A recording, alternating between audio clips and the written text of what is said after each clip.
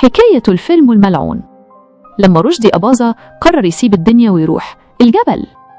يا جماعة، لو فاكرين إنكم شفتوا كل حاجة في تاريخ السينما المصرية فتبقوا بجد غلطانين قوي.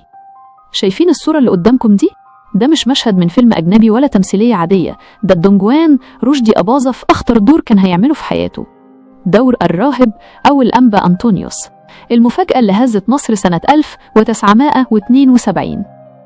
تخيلوا كده، في عز مجد رشدي أباظة والستات بتقع في غرام ضحكته وسجارته، يقرر فجأة إنه يحلق شعره زيرو ويلبس خيش ويسكن في مغارة في قلب الجبل.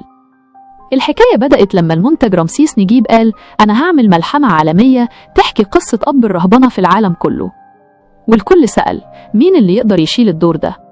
والرد كان صدمة، رشدي أباظة.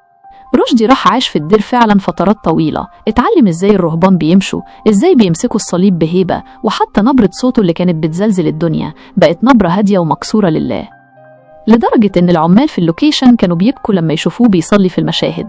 كانت هند رستم طلعاله في صورة شيطان بيحاول يغويه بكل حاجة، مرة بالجمال ومرة بالفلوس والجاه، وهو واقف صامد وعينيه مليانة دموع وخشوع كأنه فعلا بينفصل عن الدنيا. رمسيس نجيب صرف دم قلبه على الفيلم ده بأسعار زمان، وصوروا في أماكن صعبة جدا في الجبال عشان ينقلوا صورة حقيقية عن حياة الرهبنة الأولى.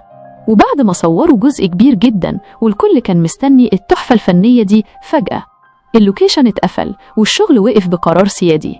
الإشاعات وقتها كلت الدنيا، ناس قالت إن الكنيسة والبابا شنودة كان عندهم تحفظ إن ممثل دونجوان يعمل دور قديس عظيم، وناس تانية قالت إن الرئيس السادات خاف من الفتنة الطائفية لأن الجو كان مشحون، فطلع قرار بوقف الفيلم فوراً.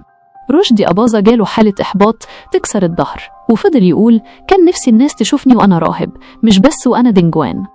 الفيلم فضل في العلب لحد النهاردة، ومحدش شاف منه غير صور نادرة زي دي بتثبت إننا كان عندنا مشروع عالمي واتدفن بالحياة.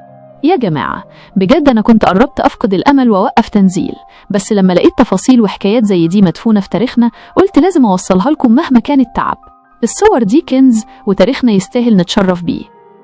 لو الحكاية دي لمست قلبكم وعاوزين نفتح الصندوق الأسود لأفلام تانية اتمنعت واتحرقت وصورها لسه محدش شافها، شجعوني بلايك وكومنت وقولولي إيه أكتر حاجة صدمتكم في حكاية رشدي أباظة. أنا مكمل بيكم.